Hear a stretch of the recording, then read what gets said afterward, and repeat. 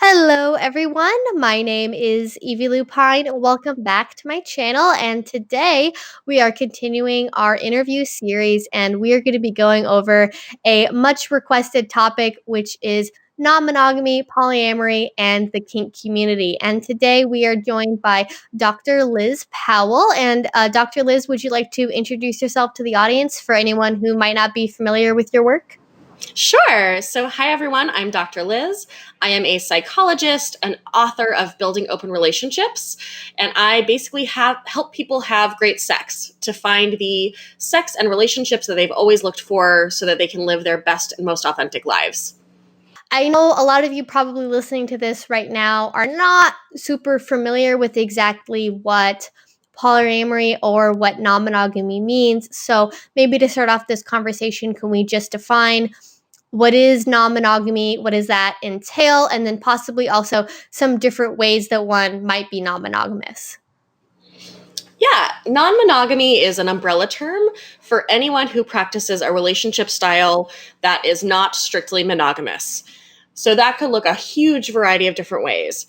Dan Savage coined the term monogamish for couples where in their relationship, primarily they are monogamous, but on occasion there may be a dalliance or an occasional hookup with someone else that happens in their relationship as one form of non monogamy. There are swingers who tend to have a strictly pair bonded remote romantic commitment, so they only fall in love with each other, but who have sexual experiences with other couples or sometimes with other individuals. There are people who are what they may call themselves as like in an open relationship, where they have one romantic relationship and may have occasional lovers, but primarily their focus is on their single relationship. Then there are people who are polyamorous, and polyamory is the practice of being open to or having multiple loving relationships with the full knowledge and consent of everybody involved.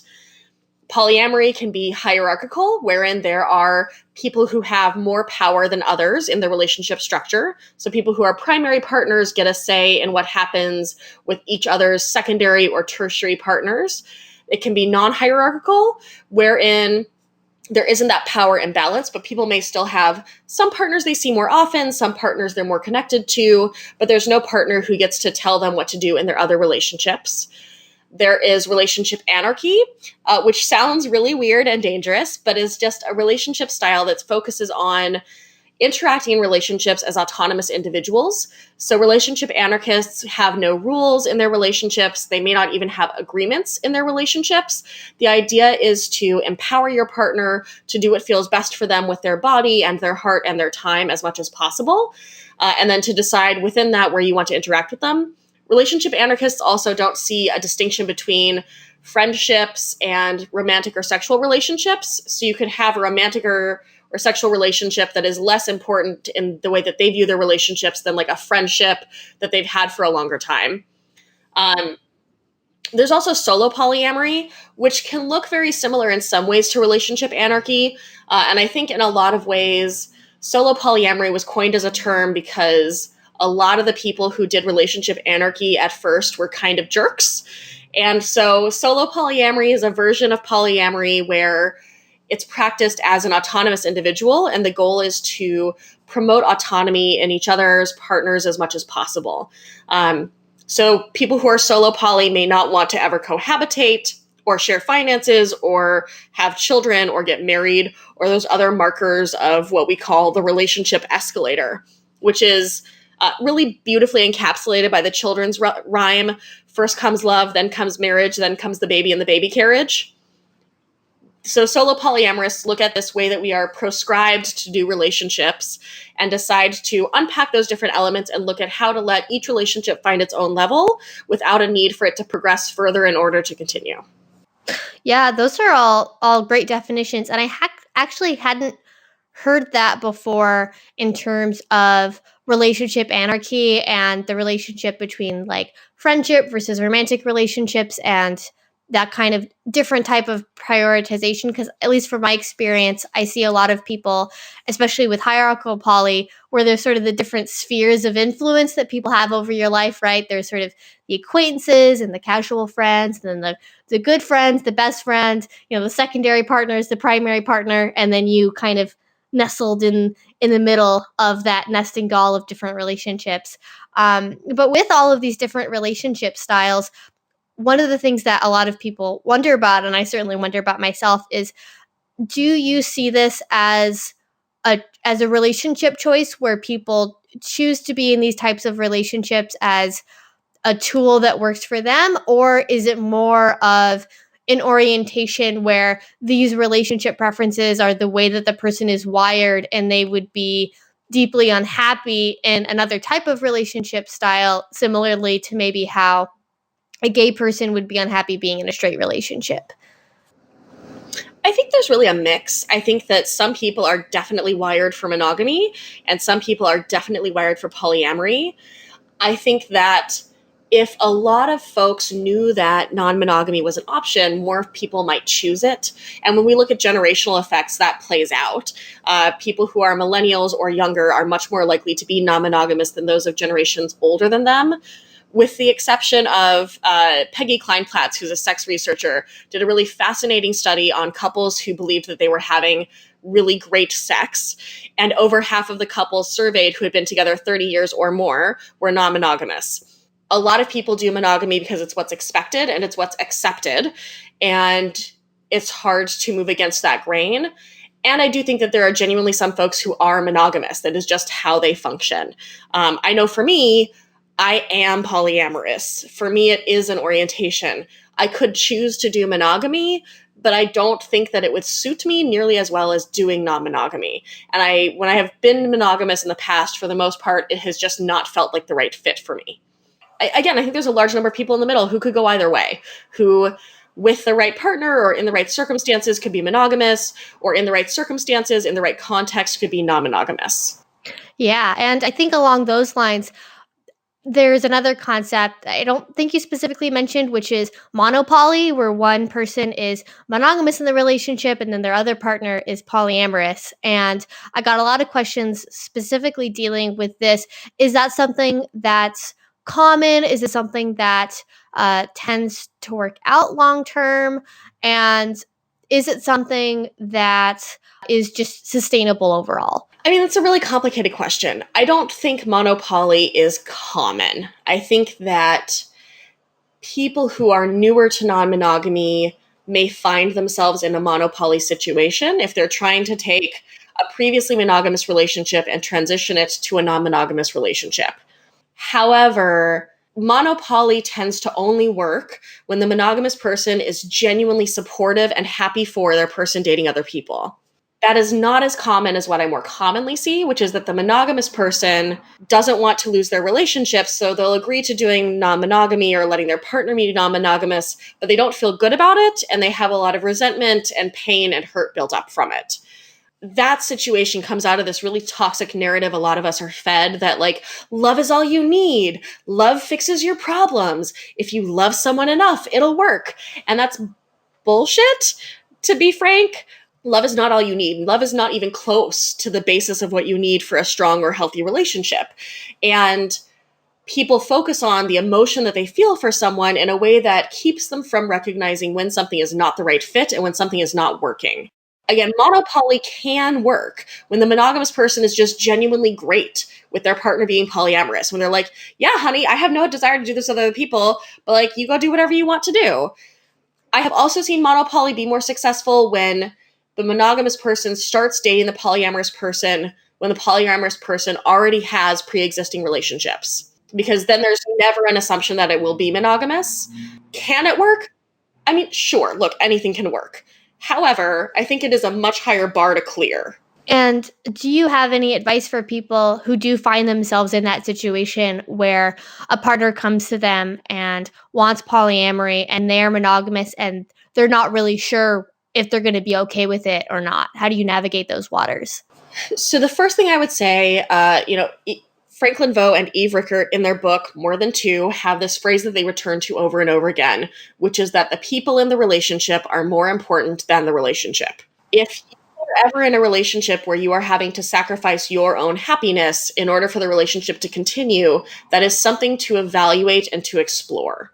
If you are in a situation where your partner wants to become non-monogamous, you aren't sure if you want to do it, you can decide to give it a shot and see how it goes. The understanding you must have, though, is that this isn't like trying out knitting. You're not going to end up with a bunch of extra yarn that you bought that you decided not to use. You are trying out people. And so the experimentation that you're doing has a higher cost to those things with which you are experimenting.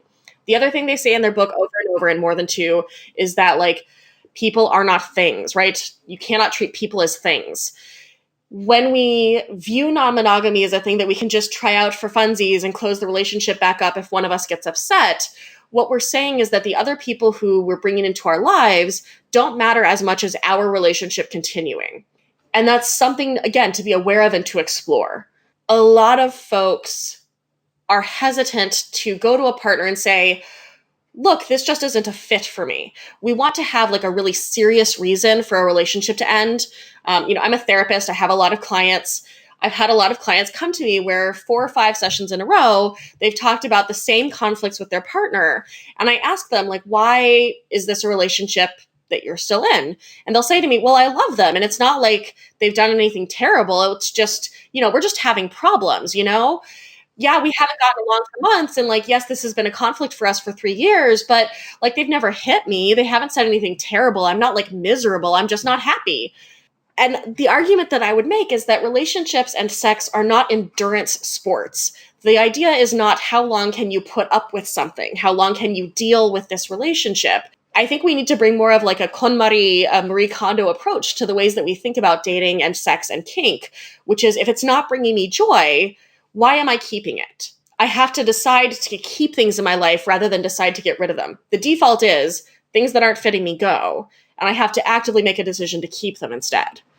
Yeah, exactly. And I think that's one of the big tools that, even if somebody who's listening to this is like strongly monogamous and they've actively made that choice, can learn from is the ability to let go of things that are no longer making you happy. Like you said before, like I think we do have a really strong tendency in our society to like just value the relationship more than anything else. And if you love somebody, you can fix anything, and that, if there's the one true right person to you, even if you have hard spots, that's life, and you just have to be able to work through it. Genuinely, sometimes, you do have to be able to have that introspection to tell, is this something that's no longer serving me? And maybe we can renegotiate the way that we have our relationship. Like the thing that comes to mind in the context of poly is maybe somebody who is in a hierarchical situation who moves from being the primary partner to the secondary partner, or somebody who becomes a little bit maybe more like a comet because their life is so busy that like, oh, we'll see each other when we see each other, sort of thing, as opposed to trying to, over and over again make plans, have the person cancel, have them randomly go on a trip to Spain and not be able to see them. And I think a lot of us get into this space because we're taught a scarcity narrative around love and sex and dating. We're taught that there is one for us, that you will find the one. There is one in the whole world who will be the right one for you. And when you think that there is only going to be one, if you think that someone is your one, you're going to work much harder to keep that relationship going than if you believe that there are hundreds, if not thousands or millions of possibilities for you. The more that I'm out in the sex and dating world, the more that I see that the problem is not that I don't have enough options. It's that there are always too many. I was married monogamously. I got married when I was 23 to a man, and tried really hard to do the like thing you're supposed to do with like getting married and like being a grown-up. And he was kind of a dick, and monogamy did not suit me. And I was so worried about leaving that relationship because my fear was that this was my one. And if I left this relationship where I was miserable, it would only get worse from here. Like this would be the best that I could get, right? And so I can't let go of this one because what if it's worse afterwards? The thing that I found, though, was that letting go of that relationship that wasn't suiting me made so much more room for people who see who I am and love who I am and want to support my slutty ridiculousness. We all just have this fear that we're going to end up alone, that we're going to end up with no one, and so we have to hold on to the one that we've already got, when what we're doing is filling up our time and our space with things that don't suit us. If your closet was full of clothes that don't fit you, you'd never have anything to wear. It's the same thing with relationships. Absolutely, absolutely. So going back to the topic of somebody introducing polyamory potentially into a relationship, do you have any advice for people who are already in an existing monogamous relationship and are kind of thinking that maybe they want to try swinging or poly, or they want to have casual fuck buddy relationships? How do you think is a good way to approach that with your partner when you're not sure that they might be receptive to it? If you are the person suggesting non-monogamy, I think what's important is to think about why you want to do it and what the positives are that you're seeing in doing it. And I think presenting it as something that you're excited about and that's important to you rather than something that is a death toll for your relationship or negative or awful is going to come across much better. There's a very big difference between going to your partner and saying like, hey, I've been doing a lot of reading in these books and they talk about this thing called non-monogamy. And I think it sounds really cool and really interesting. And I think that it would give both of us an opportunity to bring even more love and enjoyment and pleasure into our lives. I'd love to show you some of these books. Are you into reading them or do you have questions for me about it? Versus sitting down with your partner and saying, honey, I have something really important that I need to tell you. I understand that this may be really hard to hear, but, I've been looking into it and I think I might want to try non-monogamy. And I know that you would have never thought that I would do that. And it's probably changing how you think about me as a person. But I just really, I don't know if monogamy is right for me. And I hope that you'll stay with me through this process. When you present something like you're giving someone a diagnosis of cancer, they are almost certainly going to react to it worse than when you present something as an option or opportunity. If you go into it with all of that expectation that shit is going to fall apart, your partner, before you even say what it is you're asking for, is going to be on edge, wondering what it is you're going to tell them. I think we don't do ourselves any favors when we come to our partners with, there's this thing that I want, but I'm going to present it to you as though I'm dying now. We have to find our positivity. We have to find our excitement and what makes us happy about it. And I think that when you go to a partner wanting to change the structure of your relationship in any way, you have to be prepared for them to say that that's not a fit for them and have some ideas about what that might mean for you. I think a lot of folks think that there is a way to go from monogamy to non-monogamy without very significantly changing their own relationship, that their dyad is going to stay the same. They're just going to add more people. But that is not reality. When you transition from monogamy to non-monogamy, you are disintegrating your old relationship and building an entirely new one with entirely new understandings, entirely new structures, entirely new ideas about how to partner, how to love, how to show commitment, how to enshrine specialness. Those things all necessarily change when we open a relationship that was previously closed. And so we can't think about it as the same relationship but different. We have to think of it as an entirely new relationship that is getting built from the bottom up. Yeah, absolutely. And I think that is something that seems to happen quite commonly is you have people who think, oh, well, everything, we're going to keep everything as much the same as we possibly can, and we'll just add more people to it and things will go great. And along those lines as well, do you ever see that people try to use this as a tool to fix a relationship that isn't really working, like kind of using other people as plaster on the existing relationship? And how can you have the introspection to tell if that's what you're trying to do versus having a genuine interest in this as something that you think would make your life more fulfilling and hopefully also make your partner's life more fulfilling? So there's a joke in monogamous communities, relationship broken, have a baby. And in non-monogamous communities, it's relationship broken, add more people, because that's totally going to work. Having a baby doesn't fix your monogamous relationship. Likewise, dating more and new people is not going to fix your monogamous relationship. I think that if the reason you want to open up is because your current monogamous relationship has been full of conflict and challenges, that is not a good reason necessarily to open up. If the reason you want to open up is that primarily the conflict and challenges are that you want to be dating multiple people, that's a different situation. A lot of what we see is couples who are not sexually compatible at all and have had years of conflicts around it. So they're like, fine, just go fuck other people. That doesn't tend to work particularly well because usually there's not a genuine acceptance on both partners' part of yes, I fully support you going and getting this sex elsewhere. Instead, it's more of like will you please stop bothering me and just go get fucked somewhere else? What do you mean you actually enjoyed having sex with someone else? How dare you? So there's this weird situation that people set up for themselves that almost feels like an unintentional trap, where the idea is to theoretically fix the relationship by doing things that are almost guaranteed to make the relationship worse. If you are having trouble with communicating or conflict resolution in a monogamous relationship, you're not going to have an easier time in non-monogamy because you're going to have more people to communicate with and more potential conflicts that come up. It is not easier to be non-monogamous than it is to be monogamous. It's like having multiple relationships all at the same time, all of which you're managing simultaneously. People think non-monogamy is this way that you can just be having tons of sex all the time, when really what a lot of it looks like is having 4 breakups in the course of 2 months. All the things stack and layer in really different ways. If you're having a really tough conflict with one of your partners, that often bleeds over into your other relationships because you're having trouble showing up for those relationships the way that you used to.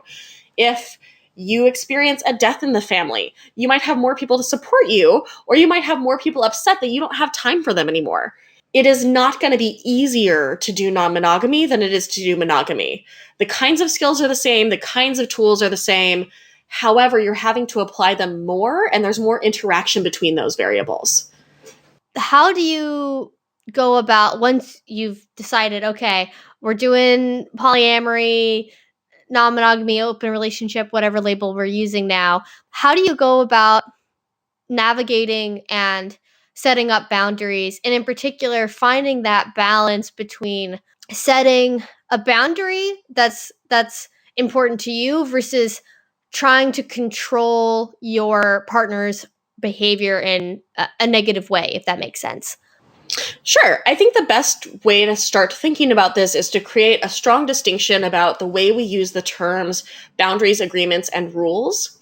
So boundaries are about your own self, your own time, your own body, your own heart, your own mind. They are only about things that you are 100% fully in control over.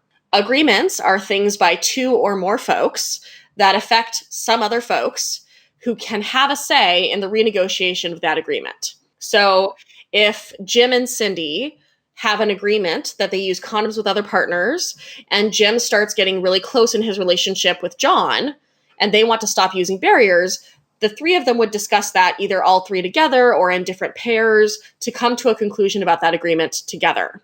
A rule is when 2 or more people make a decision about something that affects other people who don't get a say in it. That in the Jim and Cindy example, that would be Jim and Cindy saying, we use barriers with all of our other partners. And John comes to Jim and says, hey, I'd really like for us to consider not using barriers. And Jim says, well, Cindy and I have a rule, so that's just not on the table.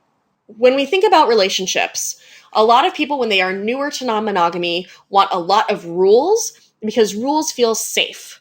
Rules feel protective. Rules a lot of times are an attempt to use structure to get rid of emotional fears and insecurities and jealousy. We're trying to find some way to legislate away bad feelings, and that just doesn't work.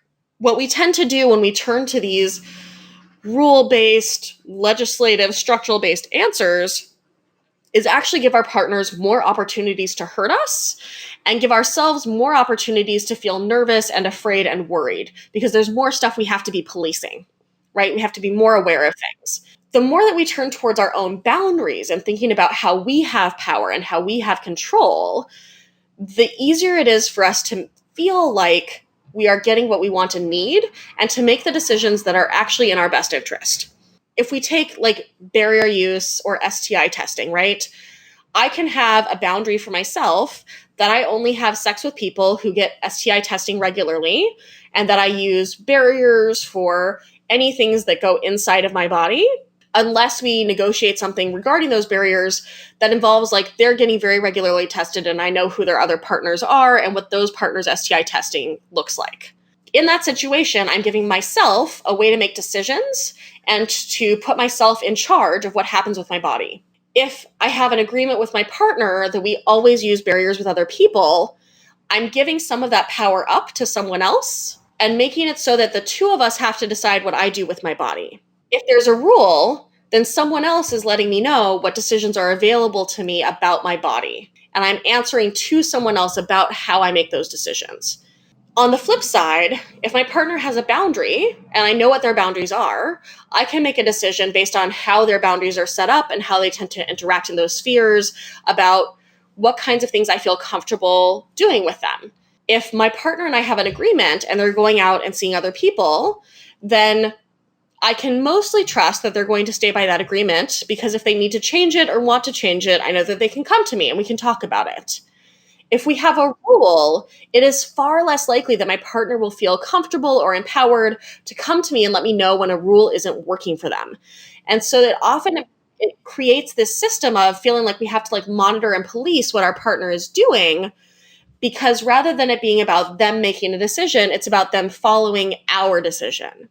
And I think that comes from a place of fear and worry that a lot of us have, that we're going to get replaced, or that our partner is going to find someone they like more, or that our partner may not do the things they say that they're doing, or may not give us all the information.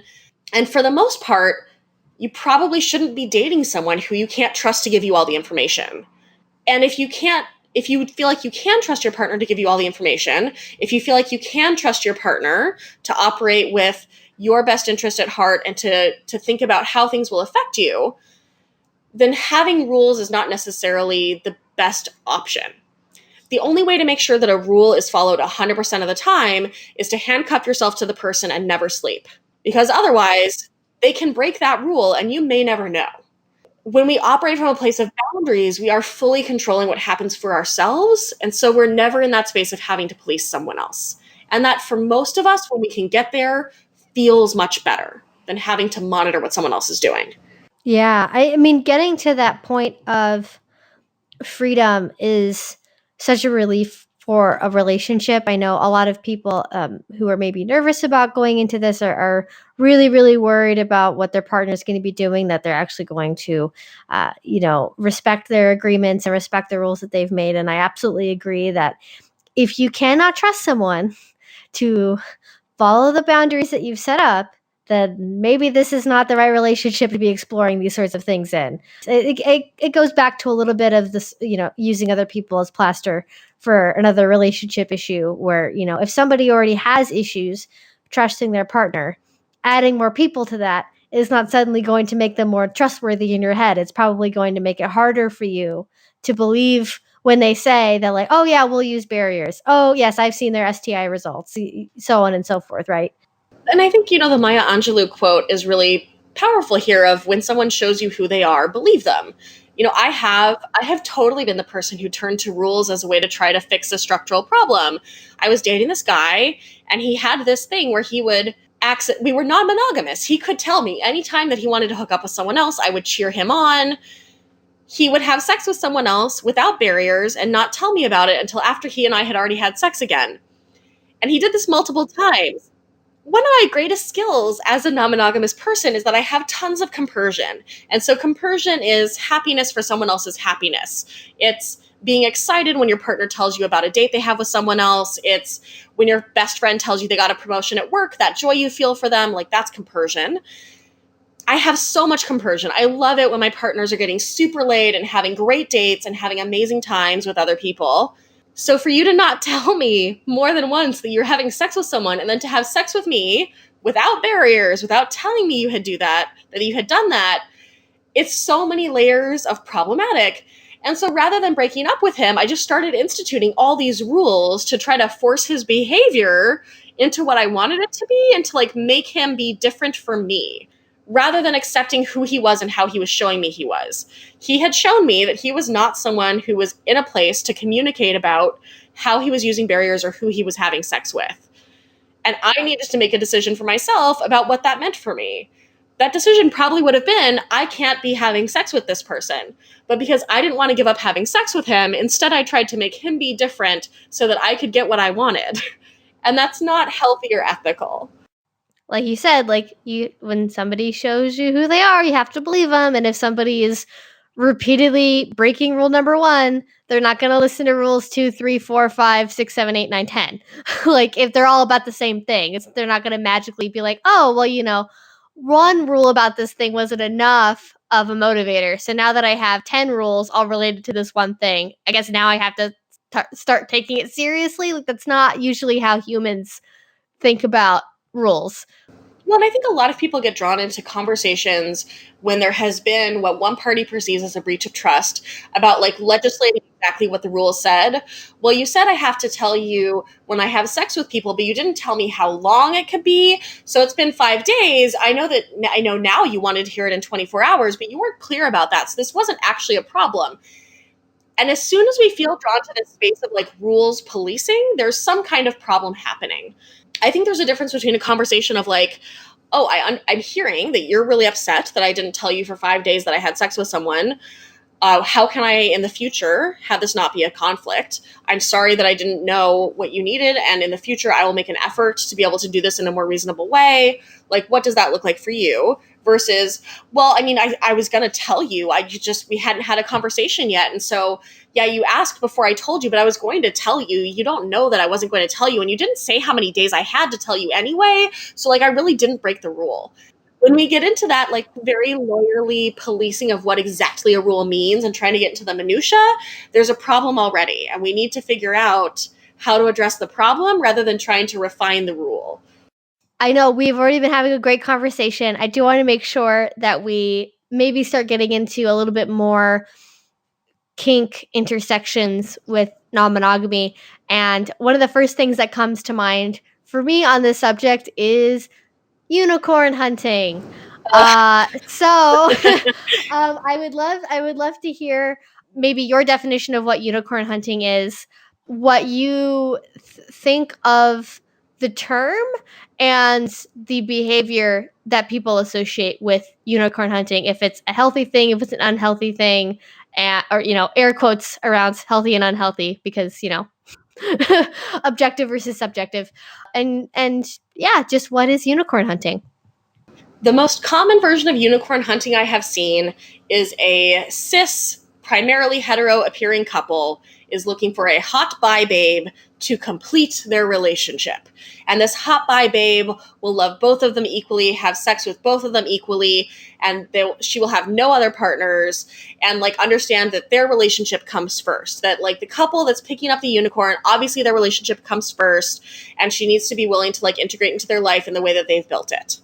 For the most part, people who are unicorn hunters are people who are really afraid of what opening up their relationship will do to their already existing dyadic partnership. And so they're trying to find some way to keep it safe.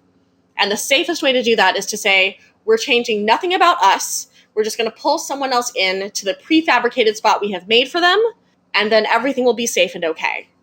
Statistically speaking, the likelihood that any two people will find one bisexual woman who they find attractive, who finds both of them attractive and wants to date them and wants to have no other partners, you are more likely to be struck by lightning multiple times. There just aren't that many bisexual folks out there. There aren't that many bisexual women who are open to dating couples.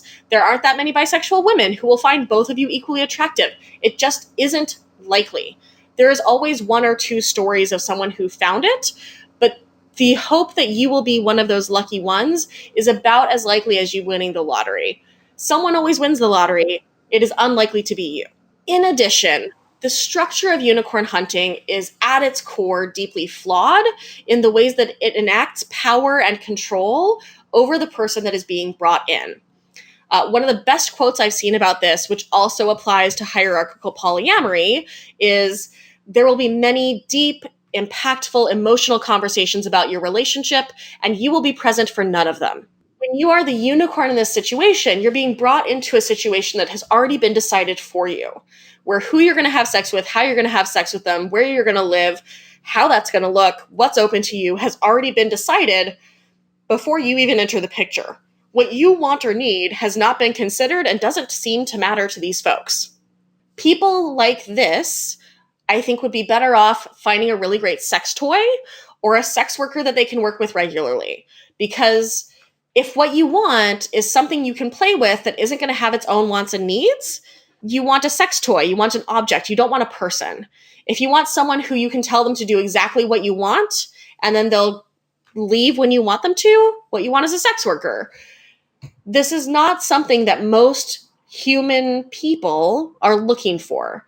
Most of us would not say, my dream relationship is one where I show up and they've already decided everything about how that relationship is going to go, and all I have to do is just do what they told me. Even in kink, we don't tend to see this. Most submissives don't want to just show up to a dominant's door and have their life dictated to them. Even in 24/7, even in strict master-slave dynamics, there's an element of negotiation where what that submissive wants is considered at least as heavily as what that dominant wants. In a unicorn hunting situation, the wants and needs of the unicorn have not been considered for the most part. And therefore, it is not about a relationship. It's something else. It's a very strange way of trying to get needs met without considering the ways that you're using other people to meet those needs. I think, too, that there is this very heteronormative thing that happens within unicorn hunting where there is technically some queerness being brought in because it's a woman to have sex with another woman. But in the heteronormative world, we tend to think of men as sexual actors or subjects and women as sexual objects or receivers. And so the sex between the women isn't like really real. It's like more real because there's a penis involved. The majority of unicorn hunters who are a man and a woman couple aren't looking for a dude to complete their triad. They're looking for a woman. They are looking for someone who they already believe that they can disempower or who they already believe is not going to have as much of a say in what happens in that relationship. And so where I see a lot of non-monogamy and even kink relationships as being ways of queering relationships in general, of queering the way that we think about and talk about and interact with love and dating, unicorn hunting is like the straightest way to do non-monogamy because it's about taking these straight values and enshrining them even more in the way that you subjugate or control yet another woman's body. Yeah, that's really interesting. I feel like I've probably felt that same way, but I hadn't thought of those exact words to describe it yet. It actually reminds me a little bit of like sort of a more modern interpretation of swinging. Obviously, swinging is still a thing, but it seems like unicorn hunting is like the 90s and 2000s solution to like wanting to have emotional exclusivity with a partner or feeling really comfortable in your core relationship, but then also sort of being able to have fun with like other people in the same time in a less threatening way than like just completely opening your relationship.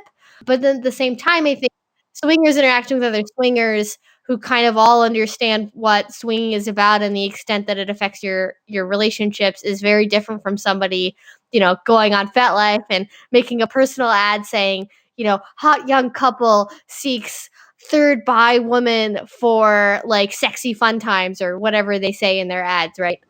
I almost feel like, in a way, it's the like 90s and 2000s version in that it is about the fantasy of the post-war nuclear family, right? Unicorn hunting is about how do we do a 1940s version of non-monogamy where like swinging is viewed as like a 70s or maybe even 80s version of non-monogamy. And a lot of the like late 90s and early 2000s was about were things so great post-war, which is only true if you're like white and straight and relatively well off. And I feel like unicorn hunting is very much in that same mold. Like, how do we maintain traditional values? How do we maintain respectability in the eyes of others?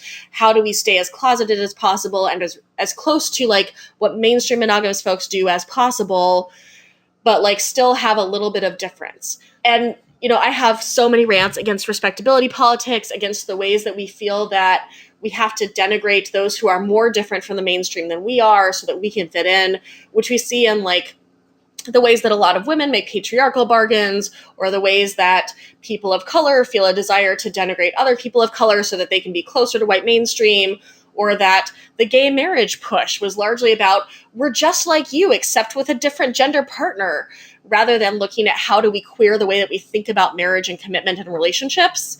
And I think that this is the very similar thing that happens where it's about how can we stay as respectable as possible but still do freaky sex things, but like be able to defend why we're totally different than those weird terrible swingers who are so perverse and filthy with their sexuality.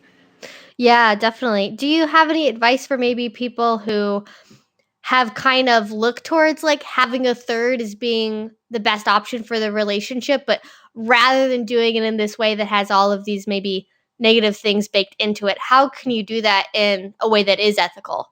or more ethical at least. Yeah.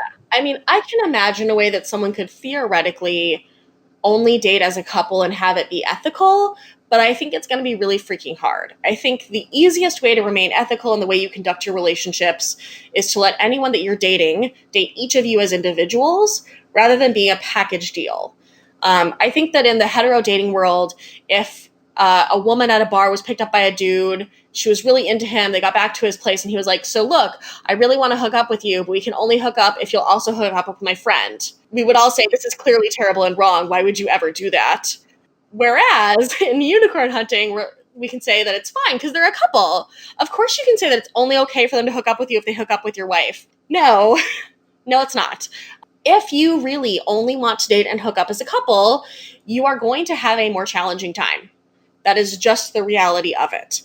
If you go into swinger spaces, you'll have a much easier time than if you're trying to date on FetLife or in monogamous spaces or in polyamorous spaces. Swingers have more of a couple-based approach to the way that they do sex, but it tends to be sex and not dating. If what you want is a triad, good luck. I hope you can find it. Like, I am an optimist. I love love. I'm a super romantic person at heart. And the number of triads that actually work is really small. Most of those triads happened organically because one person was dating two people. Those two people met and then decided that they liked each other independently and then decided to start dating. It is rare that a couple brings in a third person that they integrate seamlessly into their relationship as a triad. Can it happen? Sure. Is it likely? No. And so I think what's important here is to think about, why is it that you only want to do this as a couple? Are you willing to do it as individuals? And how can you be as upfront as possible with folks about things, with the understanding that, so there's a lot of talk that people have about both hierarchical poly and unicorn hunting, that as long as you tell them what the situation is, they've consented and it's fine and there's no problem in terms of ethics. While this is theoretically true, I don't think that it's true in actuality, because as humans, we are terrible at knowing what we want or what will make us happy in the long term. It is really easy in a one-night stand to be a guest star and to be fine with hooking up with both people of a couple. However, if you then fall in love with one person of the couple and the other person is like fine for you, but you don't feel the same way about them, you're then in a much more complicated situation that you could not have predicted at first. The heart is remarkably unpredictable. The way that we respond to people is remarkably unpredictable. They did a study at a speed dating event where before the event, they asked the participants what it was that they were looking for in terms of their top characteristics. Then after the event, after those folks had rated the people that they liked, they had them review the people they had actually rated highly as wanting to continue dating against the characteristics they had listed, and it never agreed. And they had reasons that those characteristics they said at the start weren't actually the ones that they were looking for. They were really looking for these other ones that this person totally has. Because we don't know what we want. We're terrible at it. We are just so bad at it. And so I think it's important, if you only want to date as a couple, to treat the people you're interacting with a lot of caution and a lot of care, because it is very easy for them to end up in a situation where they have a lot to lose in a way that you don't. If you as a couple are dating someone and you decide to break up with them, you still have each other. The person you broke up with doesn't. They have only had the two of you. So they are losing a lot more than you are. And I think that that imbalance is one that is hard for folks to deal with. Absolutely. Yeah. So, oh my gosh, we've already spent so much time chatting. There's so much to know when it comes to all of these different sorts of relationship styles. But getting into something a little bit more kink specific, I want to talk a little bit about myths and misconceptions when it comes to the intersection between non-monogamous relationship styles and kink. And one of the big ones I hear a lot is that, oh, everyone in the kink community or everybody who's into BDSM is poly or in an open relationship or non-monogamous of some kind. In your experience, is there any truth to that assumption, or is that a misconception? I think that people in the kink community are more likely to be non-monogamous than people not in the kink community, but that does not by any means mean that everyone in the kink community is non-monogamous. I think there are large generational effects here too, where younger folks in the kink community, from what I've seen, are more likely to be non-monogamous than older folks in the kink community. And I think it depends on how you think about or define non-monogamy. Within a kink context, does your monogamy mean that you can only play in a kink setting with each other? Or does it mean you can play with others but not have sexual contact with others? Like, how are we defining that within a kink context? And that's where I think it gets muddy sometimes. In a vanilla relationship, you probably don't have friends who just pull your hair or spank your ass. Most vanilla folks don't just have friendships where they like go for slumber parties and beat the crap out of each other. But kinksters, we do. We have friends that just like kind of beat us up sometimes. And that's just how we do things. And so like, is that monogamy? Is that not monogamy? I think that it is a mistake to assume that in any community, everybody is any given way. People who are queer are more likely to be non-monogamous, but there are plenty of monogamous queer folks. People who are non-binary or trans are often more likely to be non-monogamous, but certainly not all of them are.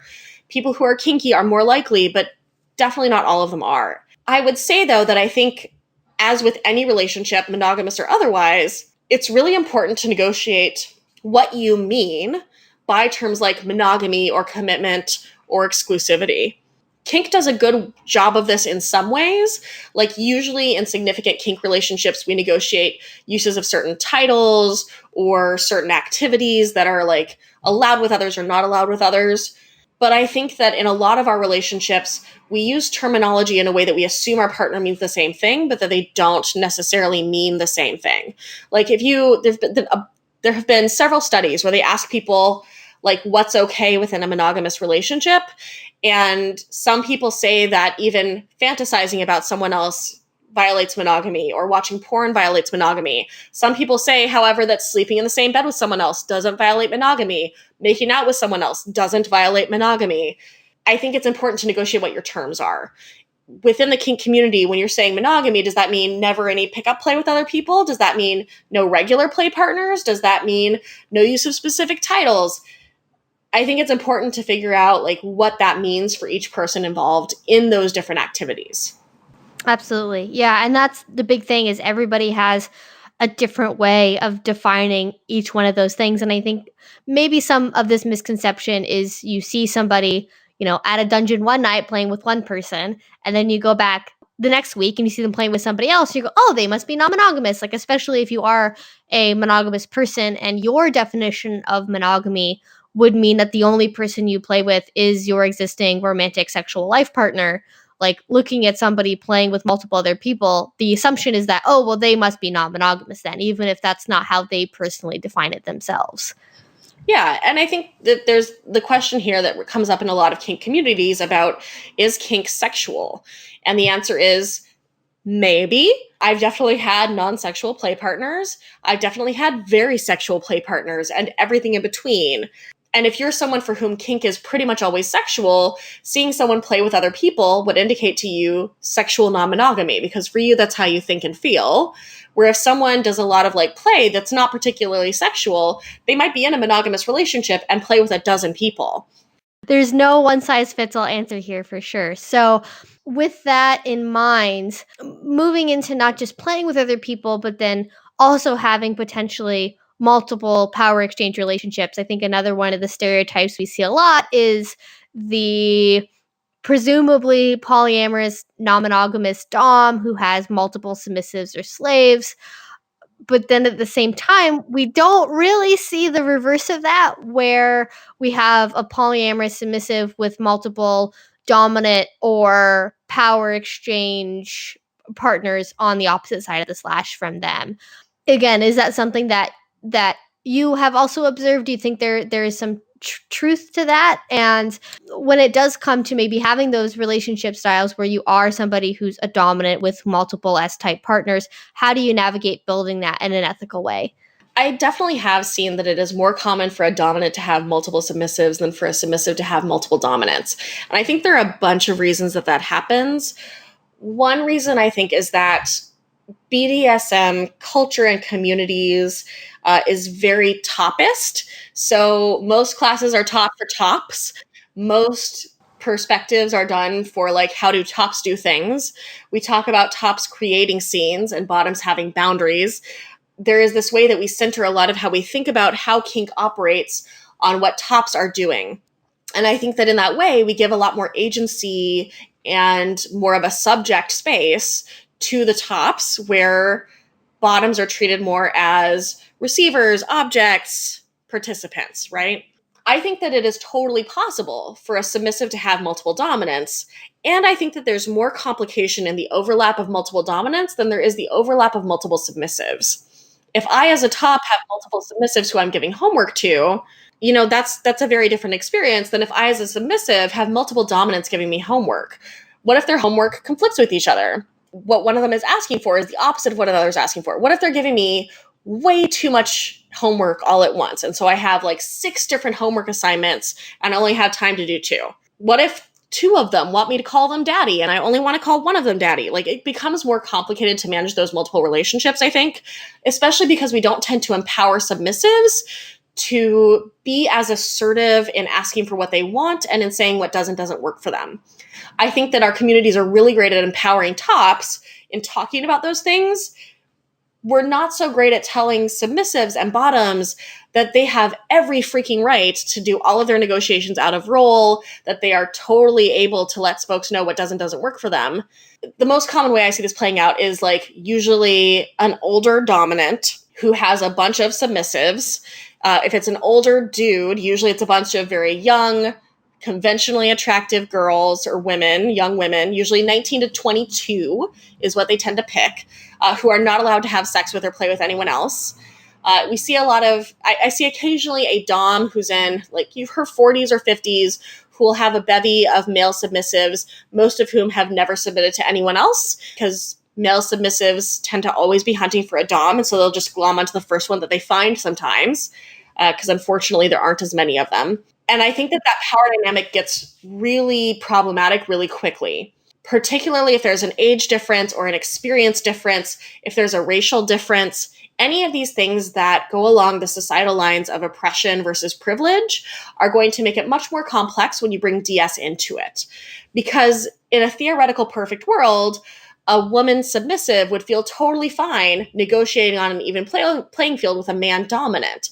However, a 22-year-old woman submissive who's new to the scene is going to have a tough time negotiating on an even playing field with a 45-year-old dominant who's been in the scene for 20 years. There's so much power dynamic that's already happening before they negotiate any DS that if that dominant is not super aware of that and working hard at finding ways to empower that submissive or to deconstruct or call attention to those power dynamics, that it's really easy for those to get enshrined in the way that they do DS. So if you're going to have multiple relationships, what I would say is try to figure out what are the dynamics of power and privilege that are operating within your relationship, and how can you be as mindful of them as possible? How can you make sure that everyone in the relationship feels like they have an even voice? How can you make sure that everyone in the relationship feels empowered, that everyone has agency and autonomy regardless of your roles? Because while we play at being masters and slaves, it is just play. Like, it is not, we don't actually own people. It is just play. It's something that only is fun when when everybody agrees to it. So how can we be more aware of the ways that these power dynamics are created and playing out, and not fall into ways of reinforcing these systems of privilege and oppression that fall into our culture in the ways that we enact our DS? And it's really common. And I think it always concerns me when I see it. And these days, it is not uncommon to find out that those dominants who always had a bevy of submissives were doing stuff that was really toxic or problematic, or that those people were missing stairs in the community. And I think that we as communities within Kink need to do much better about helping people new to our community have lots of different connections so that they have more people to talk to when stuff goes wrong. Because when this stuff goes wrong, what tends to happen is that the people who are newer to the scene just disappear, and those long-term dominants who have been doing this stuff stay around, and because they've been around for so long, they're considered pre-vetted by people. If you're a dominant who's going to have multiple submissives, be super aware of how your power is playing out and where it's coming from, and find ways to empower your submissives to be open and honest with you. And if you're a submissive and you want to have multiple dominants, just be super good about setting expectations and letting them know how your different dominants, how each of your different relationships interact, and be really on top of vetting folks. Not every dominant is worth your time or energy. I don't care how sexy they are. I don't care how good they are with a whip. Not every dominant is worth it.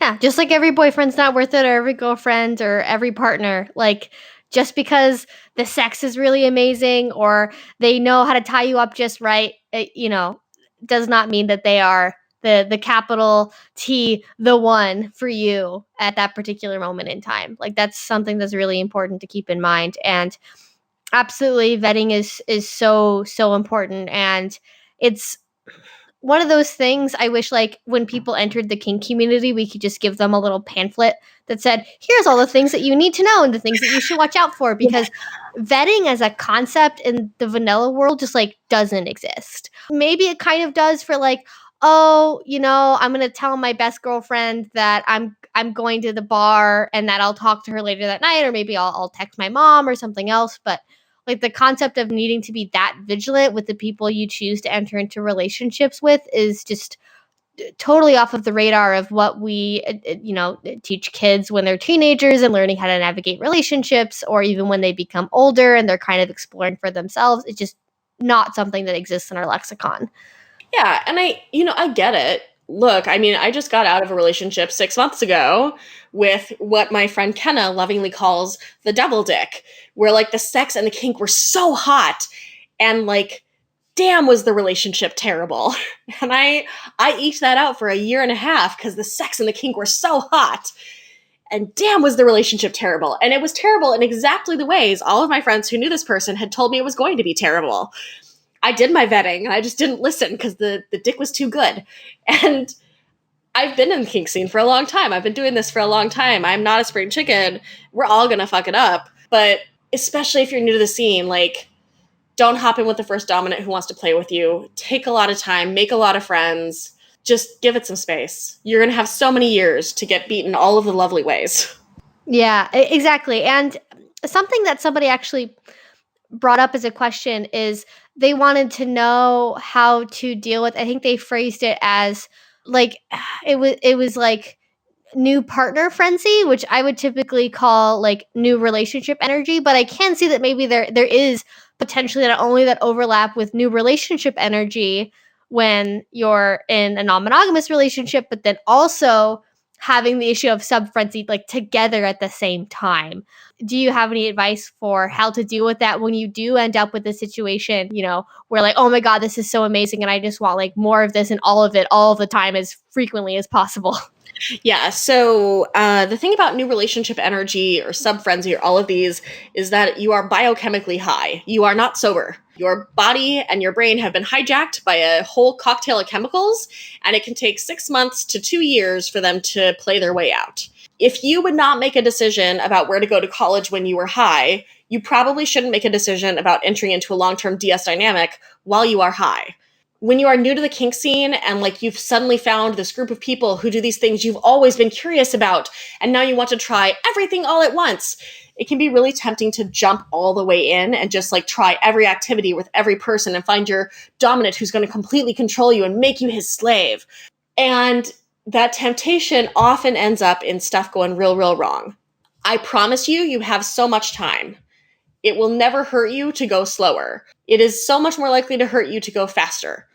Taking the time, taking the space to really let yourself move into things slowly and explore in a way that is sustainable is going to be much better for you in the long run than diving all of the way in and then crashing and burning. There's a saying in cooking, when you're cooking like tougher cuts of meat, that you should go low and slow. And this applies to kink, this applies to non-monogamy, this applies to a lot of different things. When you're building a relationship, you want to go low and slow. When you are doing impact play, you want to go low and slow. Start lower than you think you need to, ramp up slower than you think you could, because it's much easier to ramp things up than it is to ramp them back down. Once stuff has gotten ramped up, it's much more likely to cause damage or hurt or heartache than if you're going slower than you think you need to. And like, find people to talk to about all the things you want to do. Write really hot erotica, read really hot erotica, watch amazing porn, watch great scenes that people in your community are doing. Get your hits from vicarious enjoyment, and then take your time to explore it yourself. Because when you're high, you're not going to make the best decisions. That's just not how it goes. Yeah. Exactly. And I really do encourage people to keep that in mind. Like, the reason why it feels so amazing right now is because your brain is pumping you full of chemicals, and eventually they're going to wean their way down. And you just need to be able to wait for that before hopefully you make any drastic life altering decisions about everything that you think you want and need.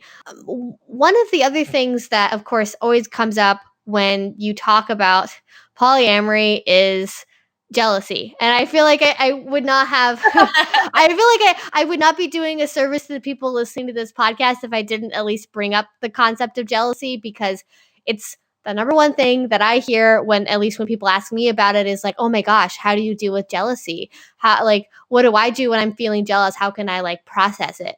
So, do you have any just like general like quick tips for people who are having to come to terms with their jealousy, or are worried about feeling jealous even before they start getting into polyamory for the first time? So I feel super perplexed because this is the most common question I get too. And I feel super perplexed about it because there is literally no other emotion in our culture that we would treat as a reason to completely not do a thing. We wouldn't say, well, why would you apply for a job? If you don't get it, you'll feel sad. Feeling sad is terrible. Don't you want to not feel sad? We treat jealousy like this horrific, inescapable, unconquerable thing that will completely destroy us if we ever experience it. And I just don't think jealousy is that powerful. I think that it feels really bad, but I think that, like most emotions, what it's doing is giving us information. Jealousy is not a thing to be avoided. Jealousy is a thing to understand and to find space for within ourselves. Kimchi Cuddles actually put out a comic about this fairly recently. I saw it on Instagram today, that was talking about making a safe space for your jealousy to talk to you. All of us have felt jealous in a lot of different situations. Maybe you're jealous because your friend got a promotion at work and your boss is being shitty. Maybe you're jealous because your friend looks fantastic in a swimsuit and you are worried about how your body looks. Maybe you're jealous because your partner or because your friend has been in a relationship for 10 years and you're still struggling to find a date. We experience jealousy in a lot of contexts, but for some reason, when it's a romantic relationship, we have this belief that we should like never feel jealous, that we should do whatever we can to make sure we never feel jealous. And if we feel jealous, it's like a huge emotional thing that we need to take care of right away.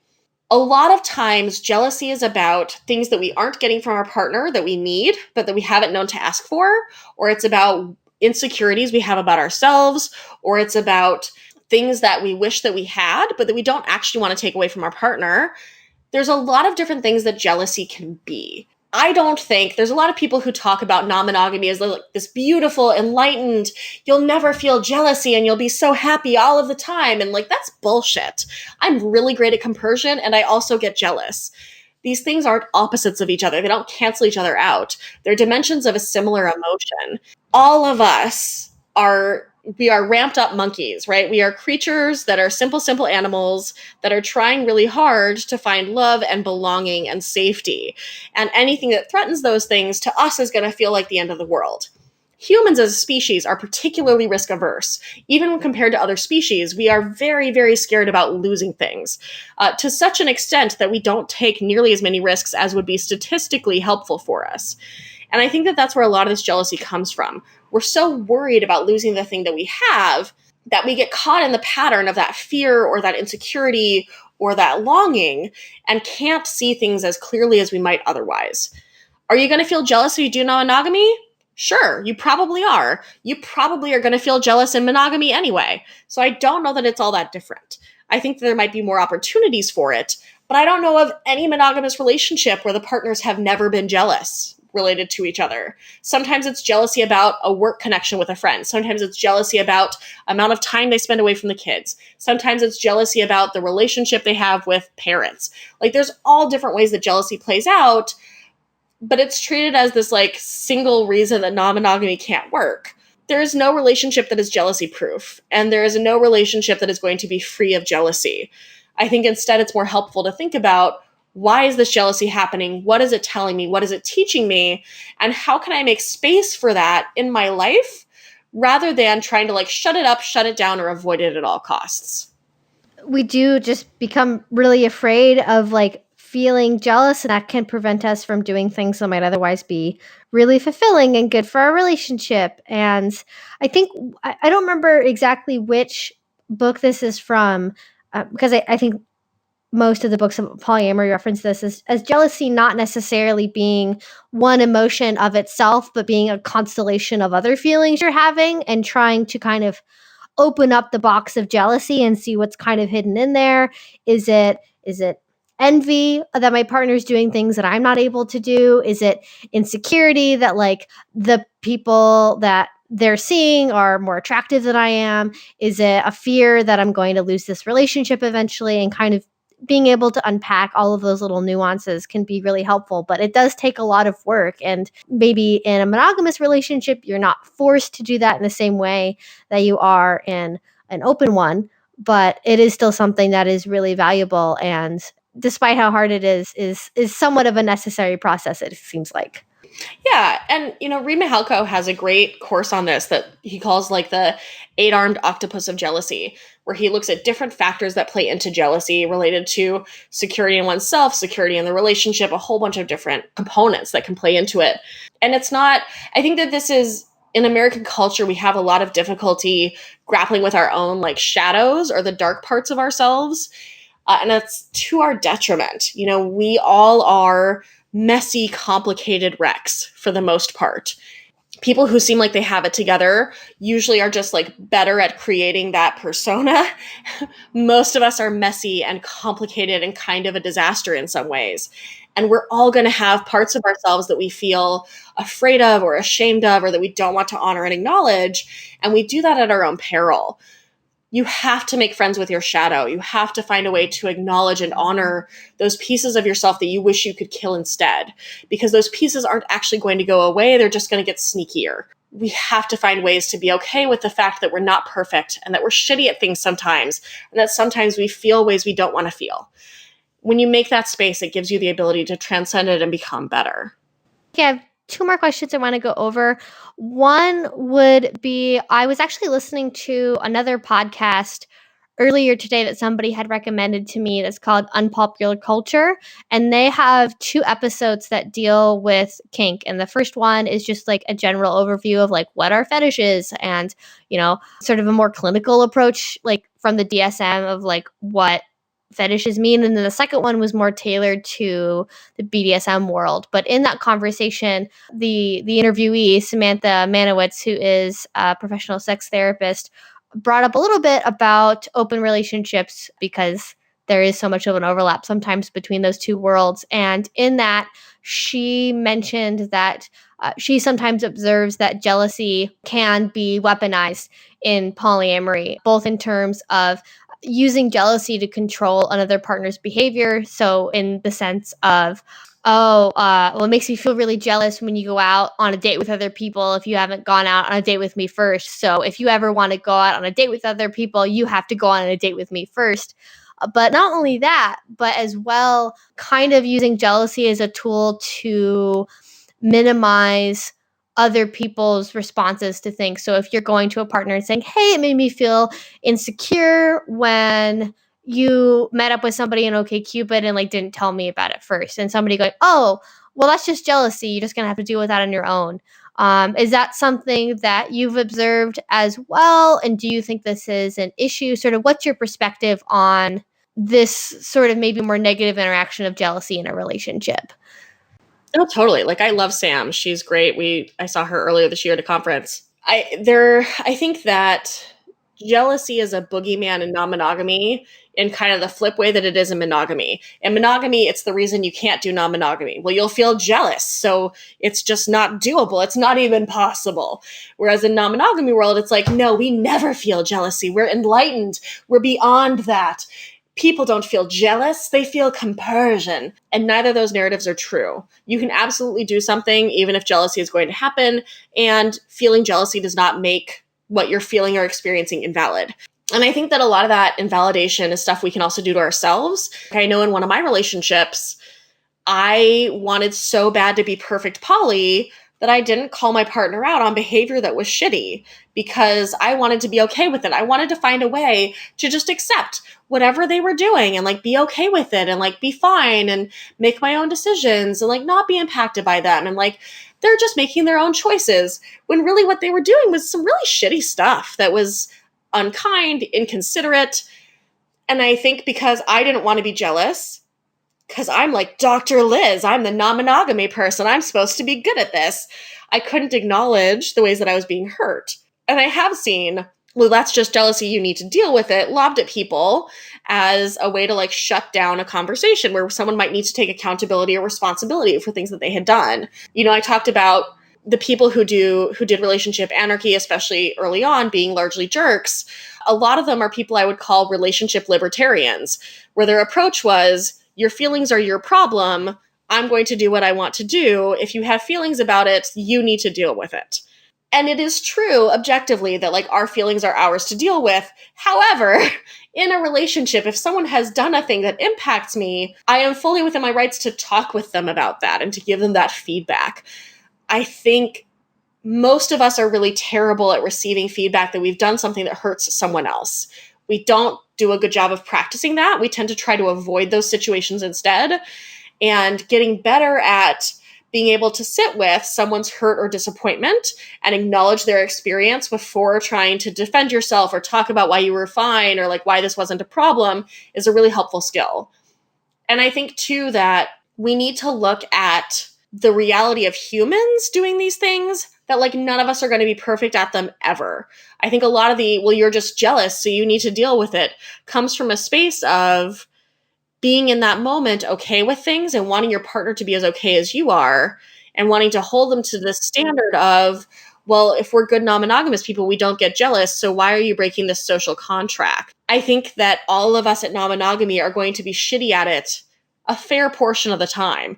Hopefully, as we have more experience, we're shitty in new and different ways rather than doing the same ways over and over again, but we're all still going to be shitty at it because we're humans, we're messy disasters.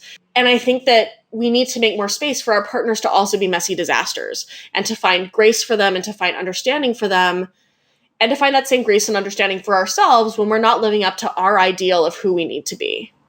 That's sort of what I've observed as well, is like that concept of like the social contract of being the good non-monogamous people. And if you're jealous, then you're like, there's almost sort of a, if you get too jealous, then you must not really be non-monogamous and you're lying to yourself. But then what does too jealous even mean? Or maybe it's even a tactic where maybe you have broken some sort of agreement you've made with your partner and they're coming to you with an insecurity that's based in maybe a little bit of boundary pushing or boundary violation that happened, and just minimizing it as, oh, you're just being jealous, is a way of almost removing yourself from a fault that maybe you did actually commit without like admitting that you did something wrong, sort of a little bit of a get out of jail free card in a way.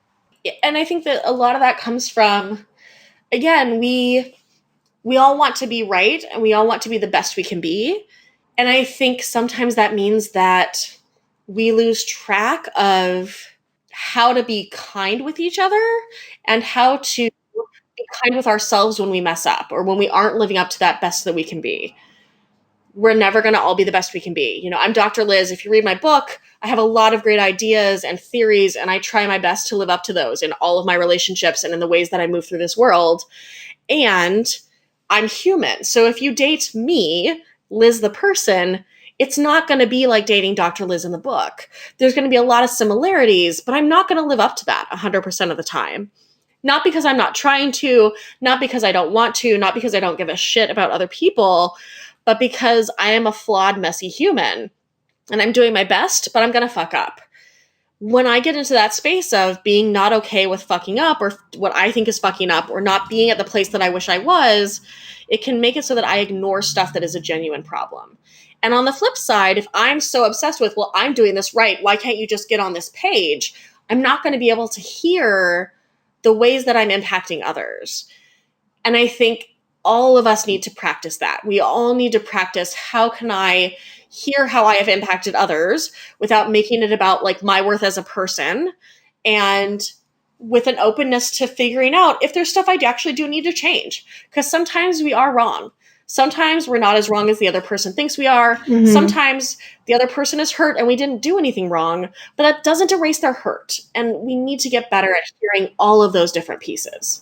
Yeah, exactly. So to kind of wrap things up here, the one last question I had would be about the ways in which we can see polyamory or non-monogamy as a way to make our lives like happier and healthier. Like, what tools can we take from these relationship styles that would make our life better? Maybe even if we're a monogamous person, is there any sort of like words of wisdom in there that you can take into a monogamous relationship that maybe were ideas originally that came from open relationships? Absolutely. Monogamy culture teaches us a lot of ways to control and use coercion with our partners rather than to center autonomy and agency and respect and consent. And I think the kink community and the non-monogamy communities are working really hard to find ways to center those agency, autonomy, respect, consent in their relationships that could be really helpful for monogamous folks. It is not great if your partner is staying with you just because it would be too hard for them to leave. I think we all want partners who want to be with us. And so finding ways to empower them is in the end in your best interest.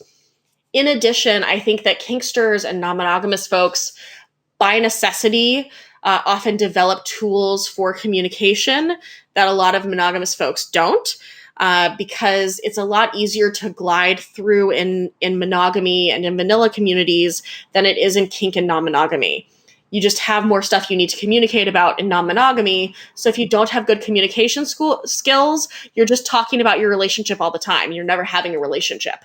There's a joke that like people think non-monogamous people are always having sex when what we're always doing is processing, which isn't entirely a joke. So yeah, getting good at communication, getting good at finding ways to communicate that are clear and that are concise, that are about taking ownership of our own stuff, about trying to hear our partners before we speak.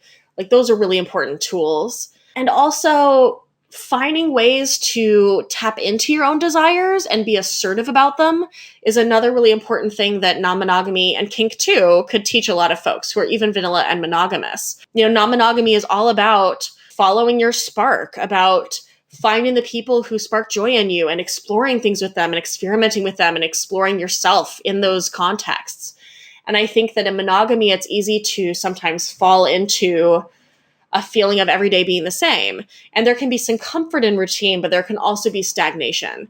And so find ways to really pay attention to who you are as an individual separate from this relationship. Tap into what makes you happy, what brings you joy, what brings you pleasure, what you desire, and find ways to bring more of that into your connection. Absolutely, absolutely. So, was there anything else you wanted to share with us today before we wrap up? I don't think so. We've talked about a lot. Yeah, this is certainly a lot. And I mean, honestly, there's a lot that if people are interested in this and they want to read more, there are a lot of great books. There are a lot of great podcasts. I mean, obviously, you have your book, Building Open Relationships. Do you have any other resources that you might recommend for people who are listening to this and maybe want to hear more? There are some really great podcasts that talk a lot about non-monogamy. So there's Polyamory Weekly, which is run by Cunning Minx, which is a great podcast. Life on the Swing Set can be a really great resource, especially if you're more to the swinger end of things. There are so many great books out there. I, of course, think my book is fantastic because I wrote it. But there's other ones that are really wonderful depending on your worldview and where you come from.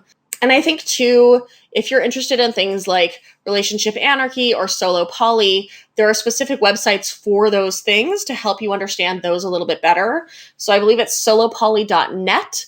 And then relationship anarchy, I can't remember the website offhand, but if you Google relationship anarchy, you'll find a ton of great resources about it. Great. All right. Well, thank you so much for sharing your time and sharing those resources. It was great to have you on. If people want to get in touch with you, do you have a website or email address or anything where people might be able to reach out? Yeah, my website is drlizpowell.com, so drlizpowell.com. And there's a contact form on there as well as my email address. I'm on Twitter at sexpospsych, like sex positive without the itive. And then I'm on Facebook. I'm on Instagram. You can find me kind of everywhere. Okay, great. Well, again, thank you so much for being here. If people want to find links to those resources, to your website, all of that, links to those will be down in the description box below. Thank you all so much for listening. And until I see you guys next time, I hope you have a great rest of your day and a great rest of your week. Bye. Bye.